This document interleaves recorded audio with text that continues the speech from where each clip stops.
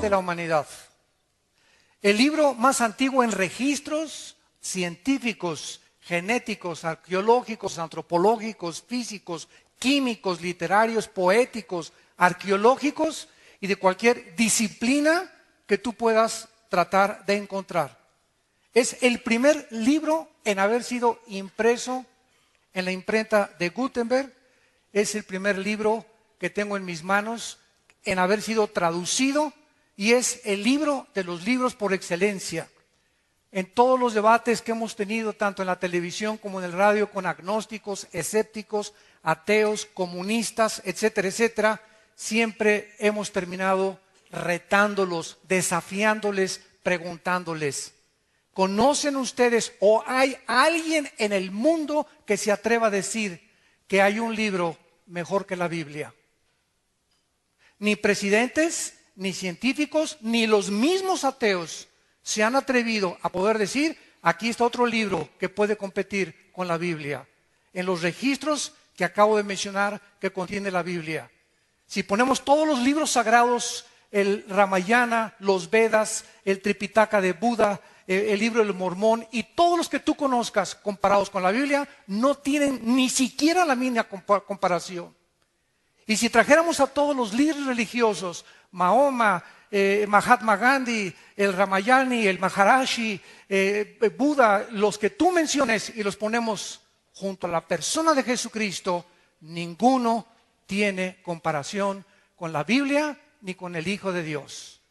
Esto es asombroso porque a pesar de que es el libro más importante que existe en la humanidad, el que a más lenguajes y dialectos se ha traducido, la gente lo tiene empolvado en su casa como un tabú, o muchas veces vienen y la respuesta es que no le entiendo o es que no sé de qué se trata y no sabía yo que había un manual para poder formar mi familia. En el libro del Génesis capítulo 2, nosotros encontramos en esta noche, en primer lugar, la creación del hombre y la mujer. Y si no entendemos que el hombre es completamente diferente a la mujer, si no, voltea a ver a tu esposa y ve que no te pareces en nada a ella.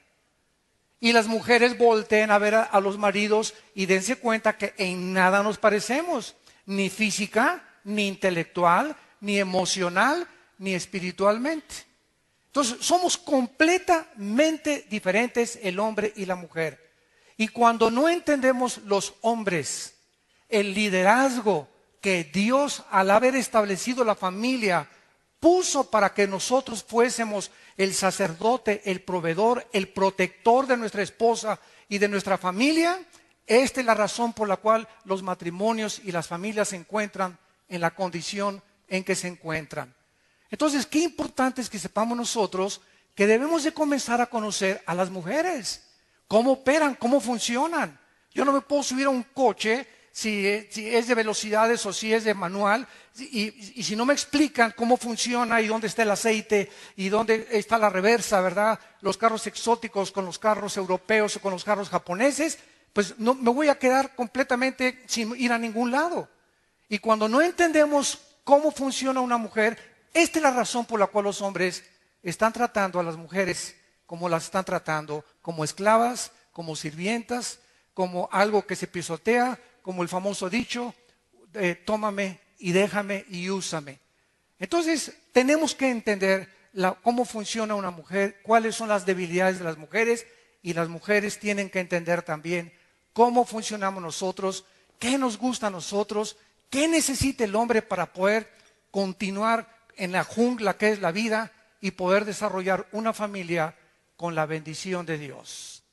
Dice en el libro del Génesis capítulo 2 versículo 7, Jehová Dios formó al hombre del polvo de la tierra. Y esto es interesante, señores científicos que nos escuchan, porque los 19 elementos que forman la tierra y los 4 gases que forman el cuerpo humano son exactamente los que forman el polvo y los que forman el cuerpo humano. Así que cuando la Biblia nos muestra que el origen del hombre físicamente es de la tierra, la misma ciencia lo comprueba. Cuando venimos a la Biblia no estamos especulando, ni filosofando, ni teorizando. A lo mejor puede que, chanceí, no estoy seguro, venimos a puras verdades absolutas, porque la Biblia es precisamente su principal caracterización. Es el único libro que contiene verdades absolutas, al contrario de todo el relativismo que existe en la filosofía y en la literatura del mundo. Dios forma al hombre del polvo de la tierra y sopla en su nariz aliento de vida, y fue el hombre un ser viviente. La Biblia dice que cuando fuimos creados originalmente, algo se nos infundió que no se les infundió a los animales, señores darwinianos. Los animales son diferentes a los seres humanos, nosotros no provenimos de los animales. Si tú lees el libro de Carlos Darwin, vas a encontrar este lenguaje: chance y, no sé, no estoy seguro, a lo mejor, y jamás en el origen de las especies Carlos Darwin muestra cuál es el origen de las especies. ¿Cómo es posible que le pongan un título a un libro sin que el libro narre el origen de las especies más que filosóficamente? Entonces, el hombre, de acuerdo a la Biblia, es una creación especial. Tenemos una dignidad que no tienen los animales. Fuimos creados a la imagen y a la semejanza de un Dios. Y esta es la razón por la cual hay miles de religiones.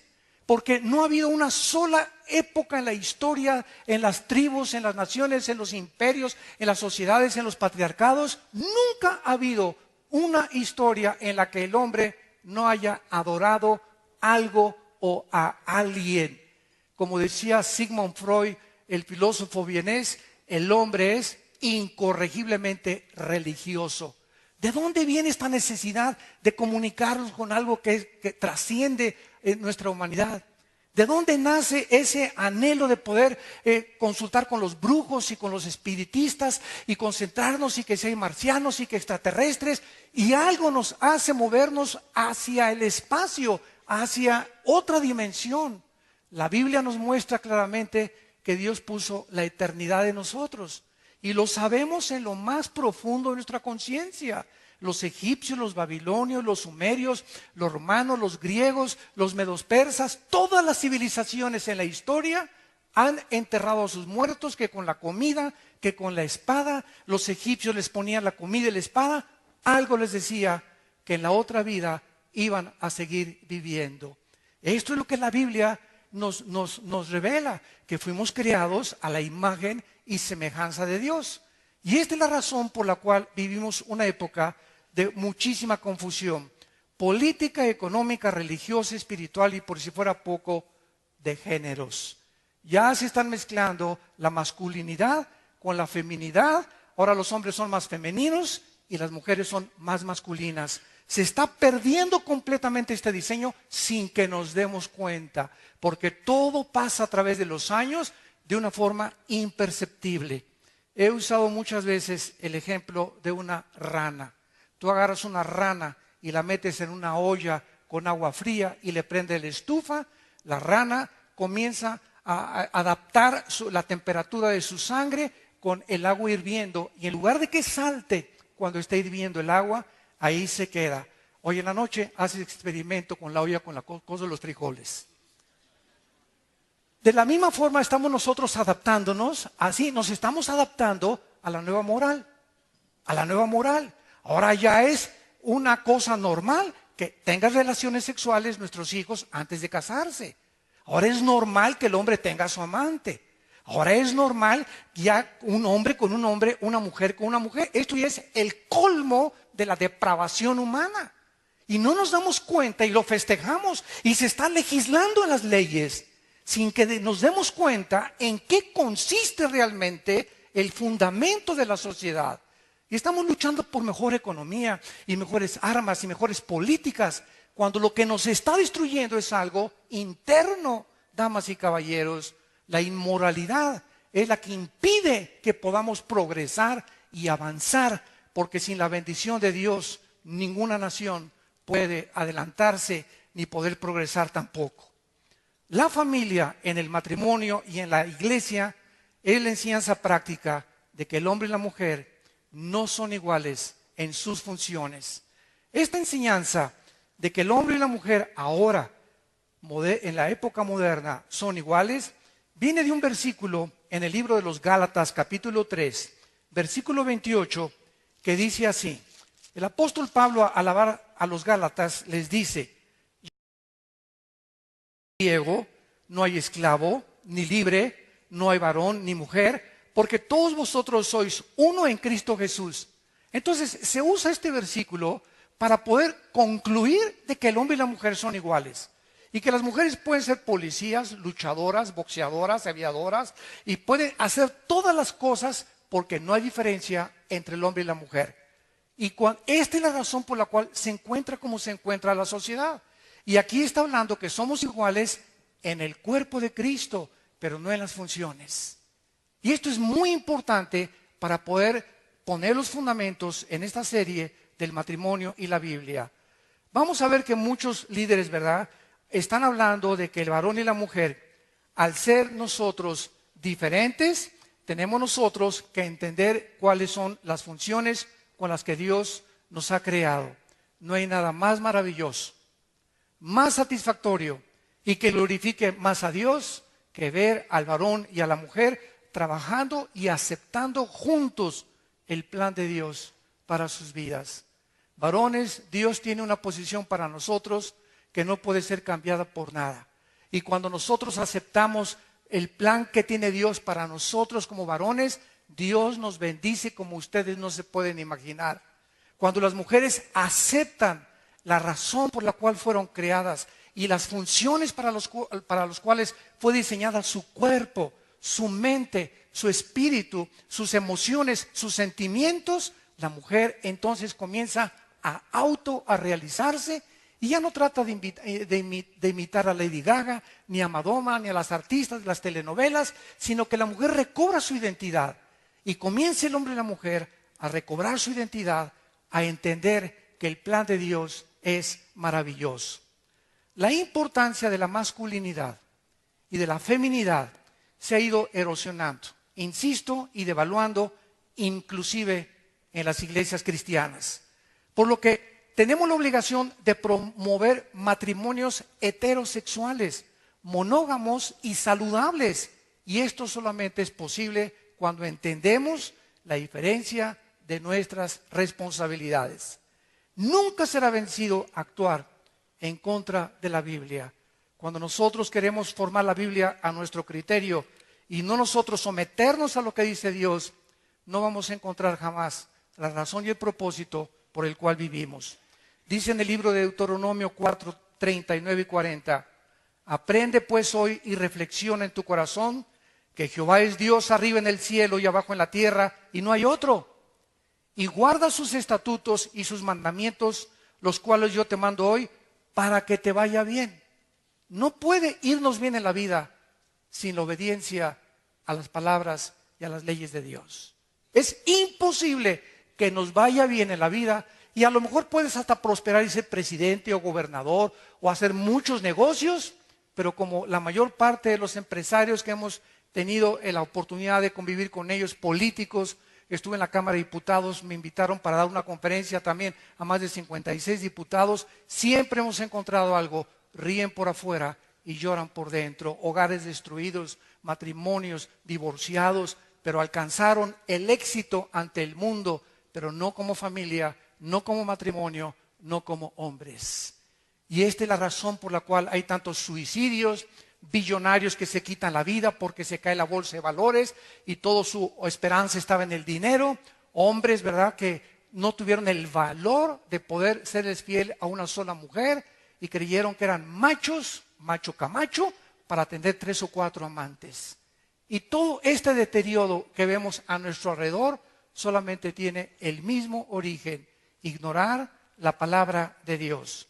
No es el propósito de Dios que nosotros conformemos nuestra vida a la Biblia, sino la Biblia a nosotros. Veamos en primer lugar, en el libro del Génesis, en el pasaje que acabamos de leer, del capítulo 2, que los roles fueron creados por Dios y no son el resultado del pecado. ¿Qué les quiero decir? Que mucha gente dice que el liderazgo se perdió después del pecado, pero que antes del pecado el hombre y la mujer eran iguales y que no había liderazgo del hombre antes del pecado. Sin embargo, no es lo que la Biblia enseña, sino que desde antes del pecado, Dios desde el principio de la creación creó primero al varón. Y Dios es un Dios de orden. Veamos de qué forma la Biblia nos muestra que desde antes del pecado, el varón recibió el liderazgo para ser el jefe, el proveedor, el director de su familia, el capitán de su barco. Dice en Génesis 2, del 7 al 8, después de que Dios forma al hombre del polvo de la tierra, primero que la mujer, en el versículo 15, tomó Jehová Dios al hombre y lo puso en el huerto de Edén para que lo labrara y lo guardara. Antes de que la mujer naciera, antes de que Eva fuera sacada, Eva estaba escondida dentro de nosotros. La mujer estaba escondida dentro de Adán. Y Dios saca de nosotros a la mujer, como lo vamos a ver. Entonces, antes de que la mujer fuera creada, ya Dios había puesto al hombre, ¿a qué cosa? A trabajar, a cultivar el huerto y a cuidarlo. Después, antes de que la mujer fuera creada, Dios le dice al hombre, de ese árbol, de la ciencia del conocimiento del bien y del mal, no vas a comer, porque el día que tú comas de él, morirás.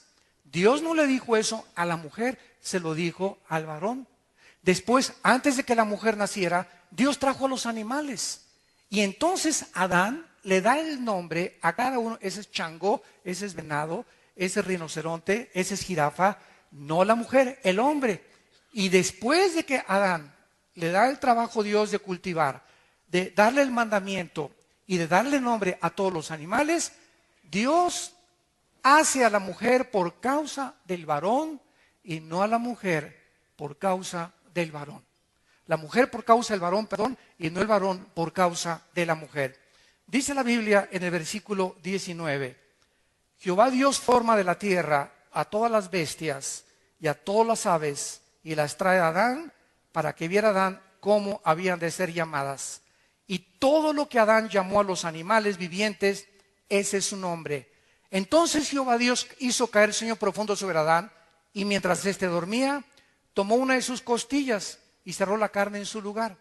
Y de la costilla que Jehová Dios tomó del hombre, hizo una mujer y la trajo al hombre. Hace algún tiempo un director de una universidad me invitó a dar una conferencia titulada ¿Creación o evolución? Yo tenía que demostrar que hay más evidencias científicas en la creación bíblica del libro del Génesis que la famosa teoría darwiniana que provenimos de una sola célula y somos el resultado de una selección natural. Este maestro se comenzó a burlar de mí en frente de los estudiantes, eran como 800,000 estudiantes en una universidad del Estado de México, y me dijo, ¿usted es de esos que creen que venimos de una mujer y de un hombre? Yo le contesté y le dije, ¿y usted es uno de esos que creen que venimos del chango? Y entonces me contestó, ¿qué usted me quiere decir? Le dije, bueno, usted es de las personas que dicen que por accidente apareció un chango con órganos reproductores masculinos. Y por otro accidente apareció una changa con órganos reproductores femeninos. Un jirafo con órganos reproductores masculinos, una jirafa. Un elefante, una elefanta. Un tigre, una tigresa. Un león, una leona. Todo por accidente, los sexos aparecieron de la nada. Y después se junta el chango con la changa y nace un changuito. Somos dos accidentes, en medio de un accidente, le contesté. Le dije, ¿no le parece eso absurdo? Dentro de la misma ley de las probabilidades matemáticas, es 10 a la 12ª potencia de que esto haya sido posible. De que nosotros hayamos provenido de los dinosaurios, los peces de los dinosaurios, de las culebras, de los animales, y de que todo ha sido el resultado de un accidente. Y entonces me dice, ¿y qué de científico hay en la creación del Génesis? Le dije, volvamos a leer lo que dice la Biblia. Qué interesante que hasta 1860, damas y caballeros, Gregorio Mendel descubre las leyes de la herencia. Hasta 1860. Y tenemos un libro que es la Biblia, que hace 3,500, 4,000 años, las leyes de la genética que han comenzado a hacer ahora el siglo XX, terminó con el genoma humano, el proyecto del genoma humano. La Biblia comience apenas a darse cuenta, los científicos, que la Biblia tenía razón. ¿Por qué Dios saca a Eva de una costilla? Porque ahora la ciencia médica ha comprobado que la médula es donde se forman los huesos. Es en los huesos donde se forma la sangre. Y la mujer, otro accidente de la Biblia, tiene 2 cromosomas XX. El hombre tiene las cromosomas YX. En otras palabras, yo nací varón y los varones que estamos aquí somos varones porque el esperma Y de nuestro padre fecundó el óvulo de nuestra madre con 2X. La mujer no tiene el cromosoma Y, solamente lo tenemos los varones.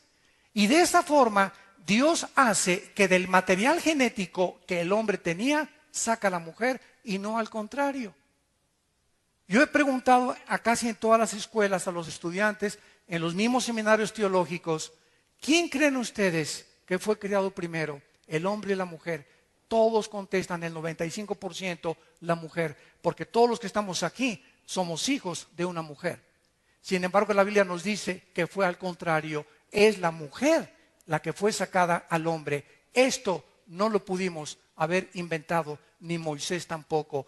¿Quién le reveló a Moisés las leyes de la herencia desde el principio de la creación? ¡Qué increíble es la Biblia!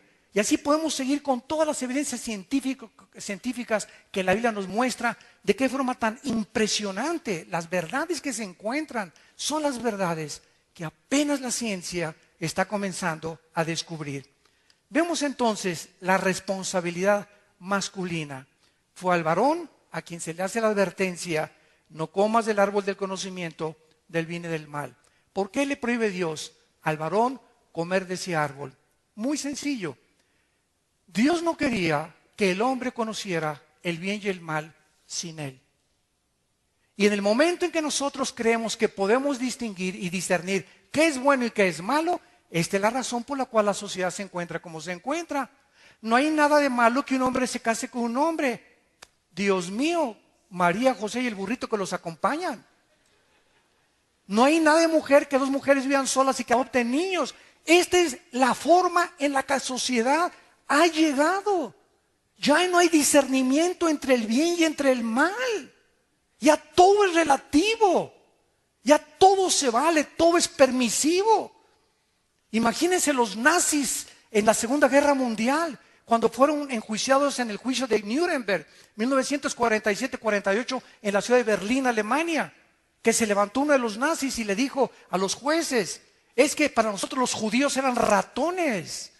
Y el Führer nos dijo que los elimináramos por bien del partido. Y para nosotros no es asesinato, es eliminar para beneficio del partido. El robo no es robo, es expropiar para el beneficio del partido. Y comenzaron a maquillar lo que la Biblia le llama pecado. Imagínense nada más que nosotros llegáramos a ese punto en el que ellos consideran que eso fue bueno, para nosotros no es bueno. Entonces, ¿quién va a decir qué es bueno y qué es malo? Para los caníbales es bueno comerse a las gentes. Para otras personas en los talibanes es matar a la mujer y prohibirles que trabajen y que manejen en Arabia Saudita. Para nosotros no. ¿Acaso hay un parámetro? ¿Acaso hay un patrón que nos pueda decir realmente quién está bien y quién está mal? ¿O somos una sociedad en la que estamos enloqueciendo y en la que vamos a llegar a enloquecer peor todavía? Porque así va a acabar el mundo, dice la Biblia. ¿Por qué? Porque no sabemos que Dios nos ha dejado las leyes morales para que nosotros podamos funcionar. Y cuando nosotros nos olvidamos de Dios y tomamos el lugar de Dios y nos ponemos en el lugar de Dios, nos hacemos dioses. Si tú eres ateo, no eres ateo, porque tu Dios es tu propia vida. Entonces nadie tiene por qué decir que es ateo, porque si no reconoces a un ser supremo, creador y sustentador de todas las cosas, y el juez de la humanidad, que muy pronto juzgará al mundo después de que tú mueras y de que yo muera, entonces tú eres para ti mismo Dios. Pero no hay nadie que pueda ser exento de poder decir soy independiente o soy autónomo, porque no lo eres. Vemos esta responsabilidad. No significa un derecho al poner Dios al varón como líder de la mujer y de la familia. No implica superioridad ni autoexaltación, sino es por cuestión de un orden divino. Dice en la primera carta a los Corintios, capítulo 11, versículos del 8 al 9. Porque el varón no procede de la mujer, dice el apóstol Pablo, sino la mujer del varón. Él confirma lo que dice Génesis 3000 años antes.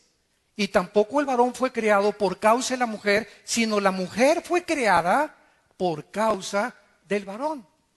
Y más adelante el apóstol Pablo, en su primera carta a Timoteo, dice en el capítulo 2, versículo 13, porque Adán fue formado primero, después Eva. Esto implica que el varón era llamado ante Dios, desde que Dios nos formó a los dos con dos sexos diferentes, que hubiera un orden donde manda capitán, no gobierna marinero. No hay dos capitanes en un barco, no hay dos presidentes de la república, no hay dos jefes de policía, no hay dos coaches, no hay dos directores de orquesta. En todos lados vemos esta imagen y esta analogía de lo que es el liderazgo. Pues Dios en su sabiduría, al formar la familia, le dio al hombre toda la responsabilidad de su esposa, de sus hijos, de la provisión, de la dirección moral y todas las cosas que acarrean el ser un hombre y el ser director de nuestra casa y familia. Veamos esto, comprobámoslo en el capítulo 3 del Génesis, cuando el hombre peca. Una pregunta, ¿quién pecó primero, Adán o Eva? A ver, mis teólogos. Fue la mujer la que peca primero. Ella seduce al varón y después de que ella come del fruto prohibido, le da viene el papalotes de Adán, y verá, como dicen Proverbios, como va el buey al degolladero, es seducido y entonces el hombre peca después. Sin embargo, es interesante que cuando Dios los llama a cuentas a los dos, en el capítulo 3 del Génesis, vean ustedes a quién llama Dios y a quién hace responsable. Dice el versículo 9, mas Jehová Dios llamó al hombre y le dijo, ¿dónde estás tú? Eva había pecado primero, pero observamos que Dios no la busca a ella para cargarle esta responsabilidad, sino a Adán. Y esto en Romanos 5:12, el apóstol Pablo dice que el pecado entró al mundo por un hombre. Oye, cuando yo leí esto, dije, seguro que aquí fue un error de la Biblia. ¿Cómo es posible que Pablo diga en Romanos 5:12 que el pecado entró por un hombre? Está clarísimo que fue la mujer.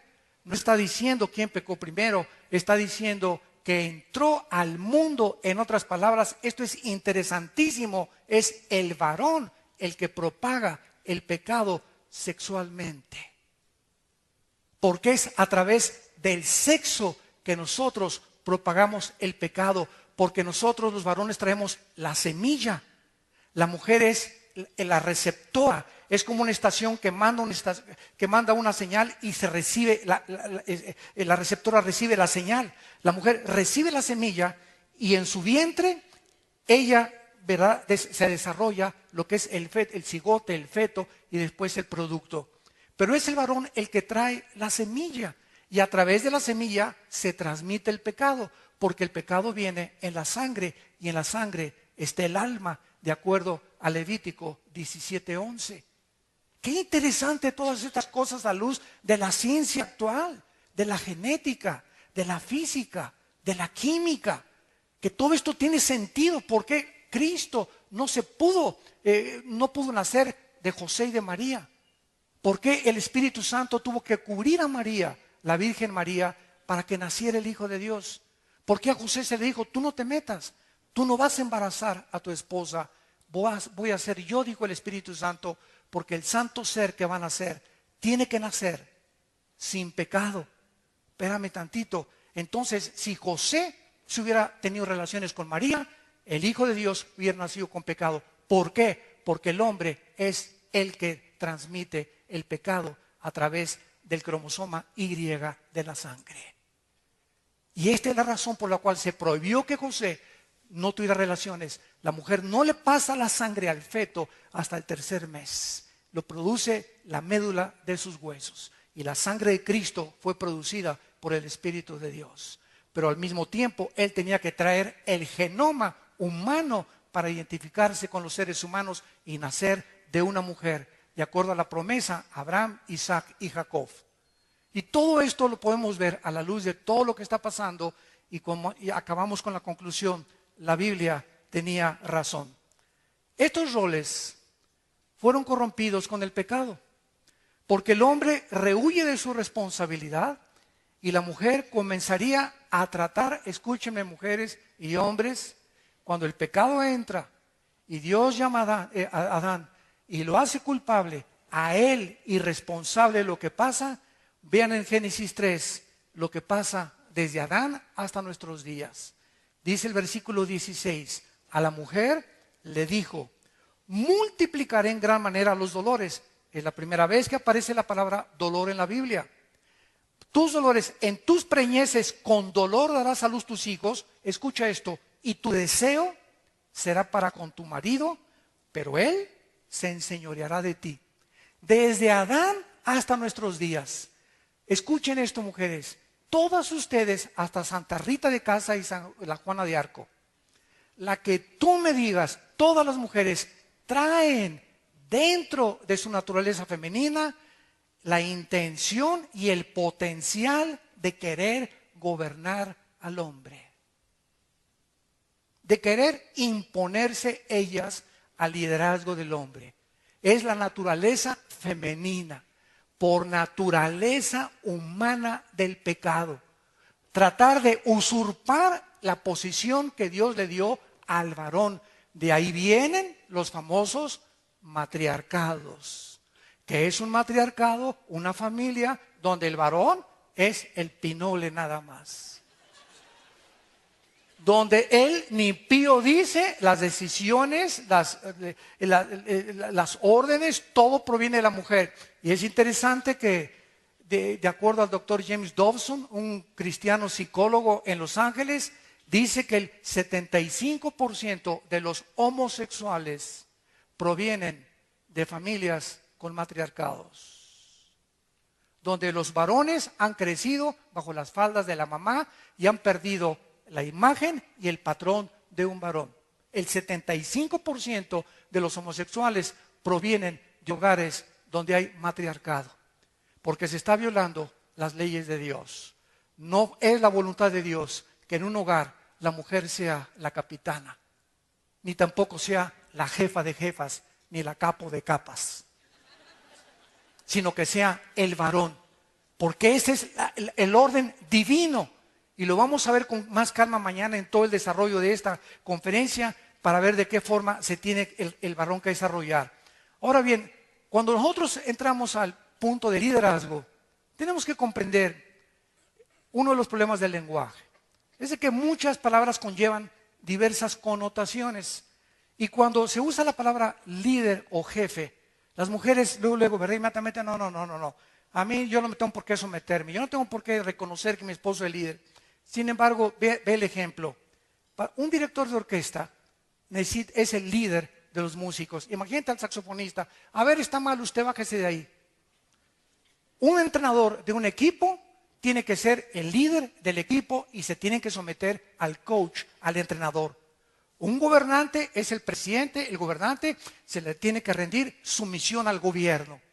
Para un capitán de un barco, imagínate los marineros. No, cámbiale por favor el rumbo y vayámonos hacia el sur. Espérame tantito, tú eres marinero y donde manda capitán no gobierna marinero. Un guía de turistas precisamente es el que dirige y es el que lleva a un grupo determinado de personas en ciertos diferentes parajes y diferentes situaciones. Un jefe militar, los soldados se tienen que someter a él. Un piloto de un avión es el capitán de la nave y todas las aeromosas y todo el mundo se tiene que someter a lo que el capitán del avión tiene que dirigir. Así es también en el hogar. En el hogar Dios puso al varón de jefe, de líder. Y no es porque seamos superiores, es por el orden divino de Dios. Esto no significa que un hombre, al ser el líder, demande ser servido por su mujer, sino que es al contrario. Cuando vino Cristo al mundo en Lucas capítulo 22, versículo 26, Él dijo, mas entre ustedes el que quiera ser el mayor como es el más joven, y el que dirige como el que sirve. Y parecería una paradoja aquí, ¿verdad? ¿Cómo es posible que, bueno, soy líder yo soy líder, que me sirvan mis chilaquiles, mis huevos rancheros, tráiganme mis pantuflas, préstame la televisión, como llegan muchos hombres a su casa, háganme mis huevos con chicharrón ahorita, muévase, muévase. Y cuando tenemos esa actitud, eso no es liderazgo, eso es dictadura. Eso es pervertir la autoridad en autoritarismo. Es como cuando a un policía le pones una cachucha y le pones una macana, ¿verdad? Ya se siente con la arbitrariedad y hacen cosas que trasciende su nivel de autoridad. Y es autoritarismo, es arbitrariedad. Y tiene que haber un límite para eso. Entonces el hombre tiene que entender eso. El ser líder no significa autoritarismo ni exigir, sino al contrario, seguir el ejemplo de Jesús. Jesús era el líder de los discípulos y en Juan capítulo 13 se hinca Jesucristo y agarra una toalla y una bandeja y les lava los pies a sus discípulos. Cuando Pedro ve que Jesucristo se acerca a lavar los pies de sus discípulos, le dice: no tal cosa acontezca conmigo. ¿Cómo es posible que tú, el Hijo de Dios, el creador de los cielos y de la tierra, en el cual fueron hechas todas las cosas que existen, principados y potestades, el que fue enviado a morir en una cruz, vienes y nos lavas los pies a nosotros, cuando nosotros te los debemos de lavar a ti? Ese es el ejemplo que Cristo nos da. El líder no es autoritario, no es dictador, es alguien que vive para servir a los demás.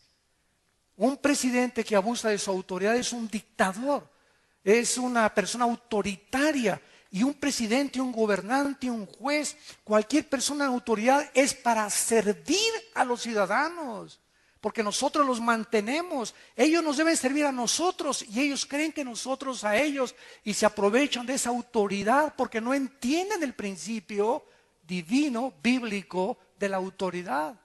Y por eso está corrompida la autoridad por todos lados.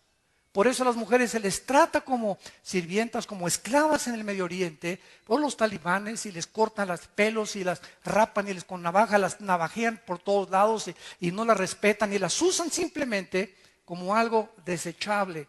Porque si a alguien el diablo odia es a las mujeres, porque a través de una mujer nació el Hijo de Dios. Y por eso vamos entendiendo por qué los hombres tratan como tratan a la mujer. Porque están la mayoría endemoniados. Así es, un hombre que trata a una mujer de una forma despectiva es un hombre, sin que él lo sepa, que está controlado por demonios. Y no necesitas ser el endemoniado gadareno para demostrar que tienes demonios en tu vida. Esto tampoco implica, ¿verdad?, que nosotros podamos obligar a nuestra esposa a ser inmorales. ¿Debe la esposa sujetarse al esposo? Así es.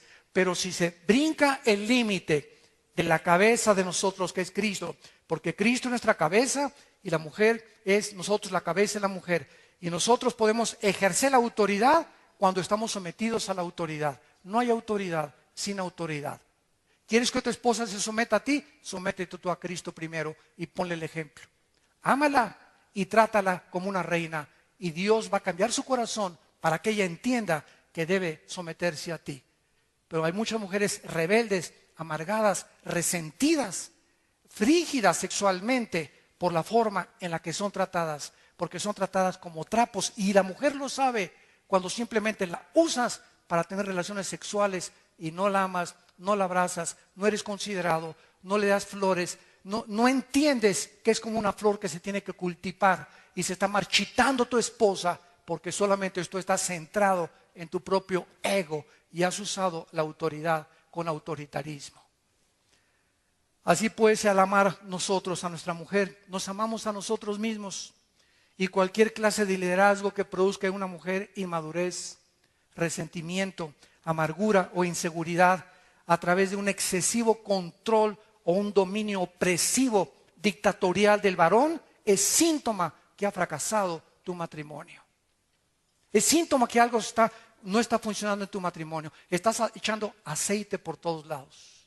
Se te está desvielando tu casa.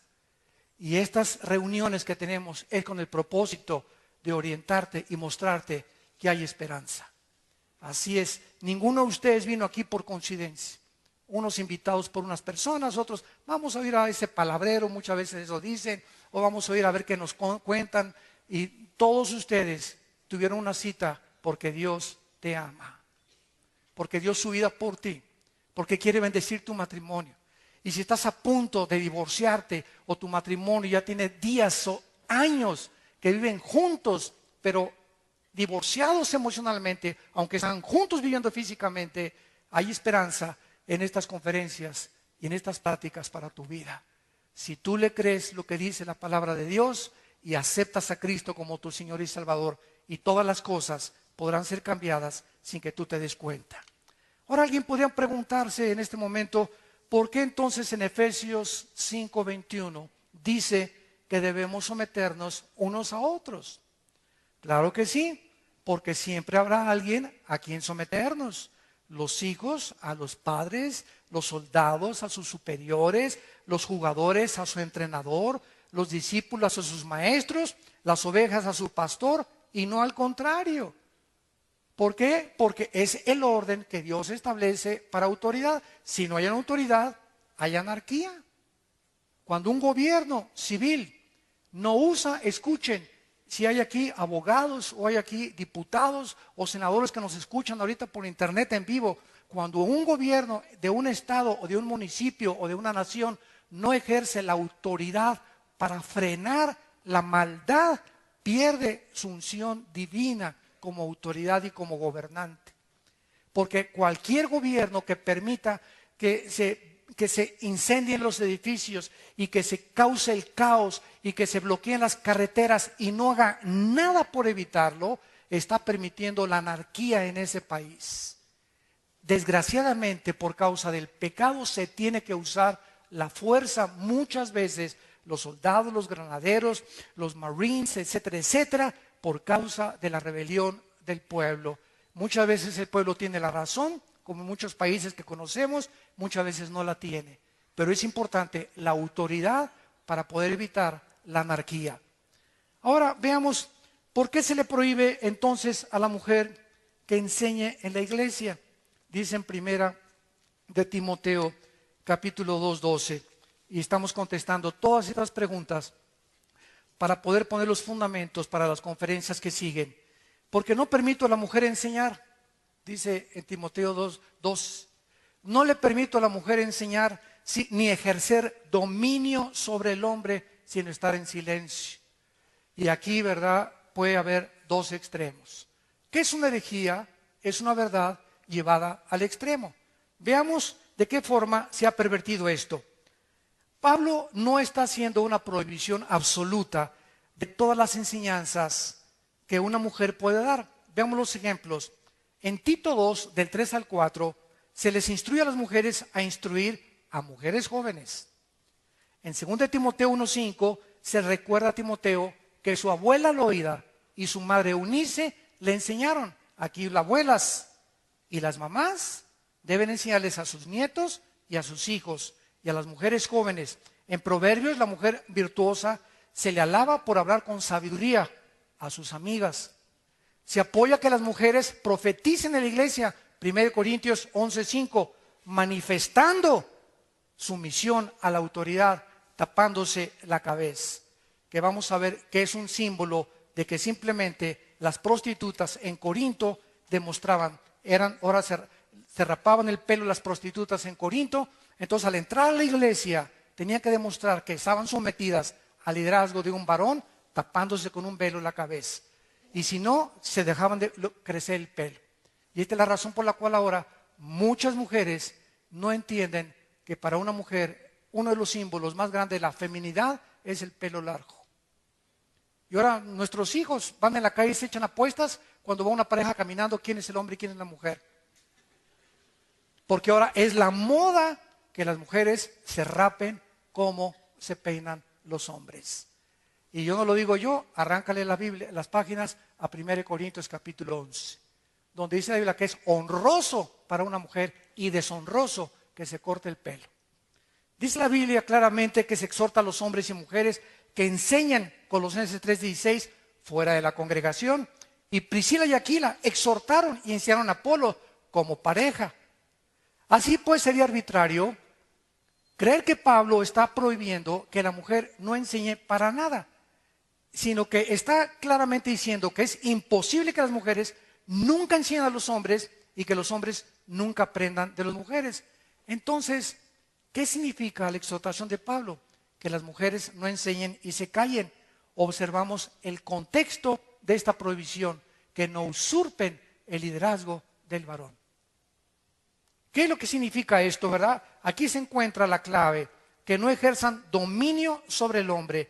La enseñanza inapropiada de una mujer a los hombres sería en maneras en que un pastor vea usurpada su autoridad de su liderazgo cuando una mujer le quiera dar pinochetazo, deshonrando de esta manera su autoridad, o cuando una mujer quiere imponer su autoridad sobre un pastor en una iglesia, o cuando una mujer en la familia quiere imponer su autoridad sobre la autoridad del hombre, o cuando en un gobierno la autoridad del presidente no es el presidente, sino la mujer la que le dice lo que el presidente tiene que hacer.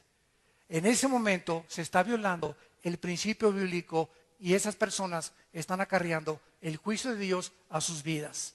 O cuando se trate de interrumpir públicamente a un pastor, o cuando una mujer enfrente de sus hijos se le ponga al brinco a su esposo y lo insulte enfrente de sus hijos.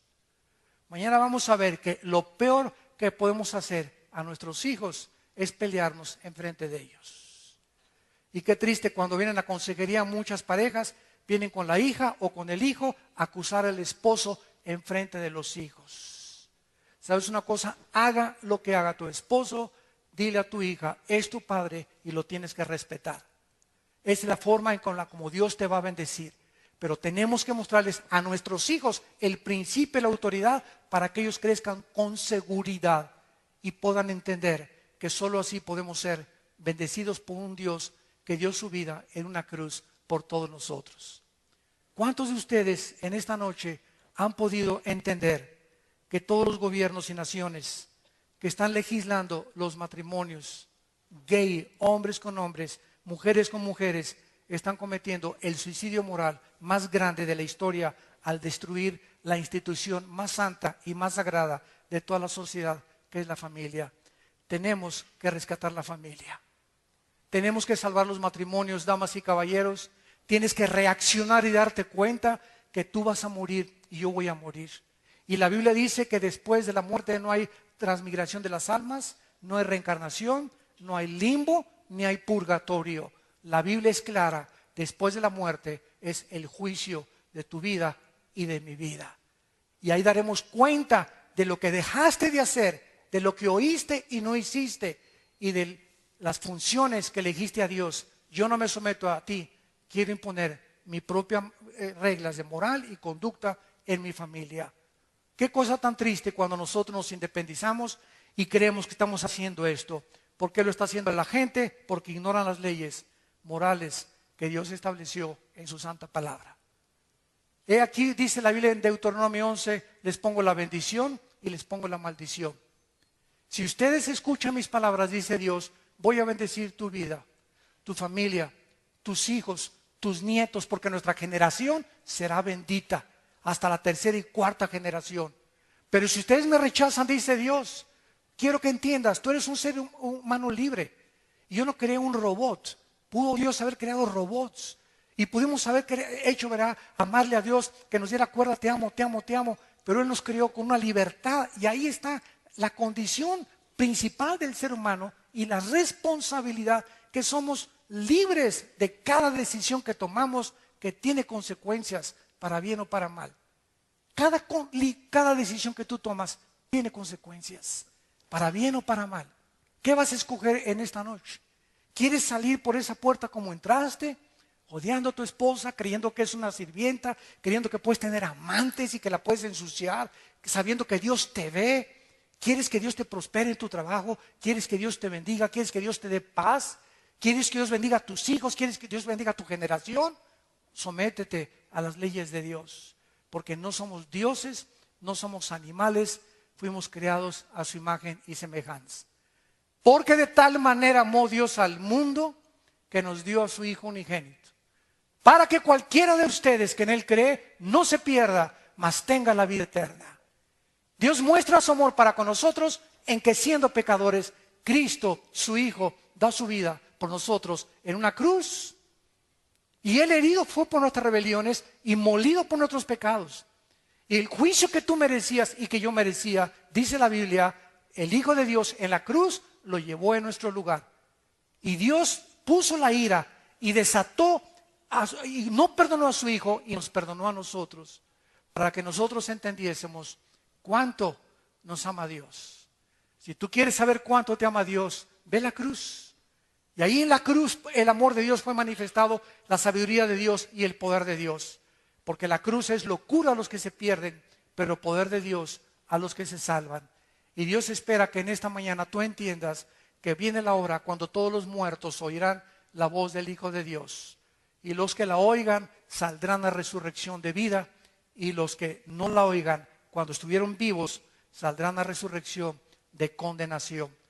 Tú puedes en esta mañana burlarte, en esta noche. Tú puedes en esta seguir mascando tu chicle y cerrando tus oídos y endureciendo el corazón duro que tienes ya en tu vida.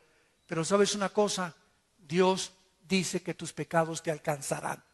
Y por tu corazón endurecido acarreas ira y condenación para el día del juicio. ¡Qué locura! Como dijo Blaise Pascal cuando se enfrentó con un ateo. Le dijo el ateo: yo no creo que después de la vida haya nada. Y le contestó Blaise Pascal, el físico matemático: ¿sabes una cosa? La Biblia dice que después de la vida hay otra vida y que hay una resurrección. Si tú dices, le dijo Pascal al ateo, si tú dices que no hay nada y yo me muero, no pierdo nada. Pero si Cristo tiene razón, ¿qué amolada te vas a llevar? Así que salimos ganando de todas maneras. Si Cristo fue un mentiroso, no perdimos nada. Pero si Cristo es lo que Él dijo ser, el camino, la verdad y la vida, la resurrección y la vida, el pan que descendió del cielo, el pastor que da su vida por las ovejas, necesitamos oír su voz. Necesitamos someternos a sus mandamientos, convertirnos en sus discípulos y entender que Él es el único que puede salvar a nuestra familia. Les pido por unos instantes, los que gusten, que inclinen su cabeza.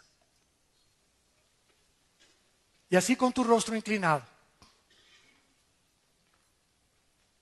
en esta noche, en que el Espíritu Santo ha hablado a tu corazón a través de la Biblia y te ha mostrado el inmenso y eterno amor de Dios, Dios te manda que te arrepientas, por cuanto ha establecido un día en el que ha de juzgar a los vivos y a los muertos. Dios demanda que tú cambies y des la media vuelta y que entiendas que Él te puede dar el poder para dejar el pecado. Que tú puedes, al aceptar sus leyes, descubrir el propósito y la razón por la cual nacimos, de dónde venimos y hacia dónde nos dirigimos. Dios te pide que en esta noche creas lo que Él hizo en una cruz, al dar su vida a su Hijo Jesucristo y derramar su sangre preciosa para que tú pudieras tener la vida eterna. Y esto Dios nos lo da por su gracia, no por nuestras obras, porque si fuera por obras, fue un desperdicio la muerte de Cristo.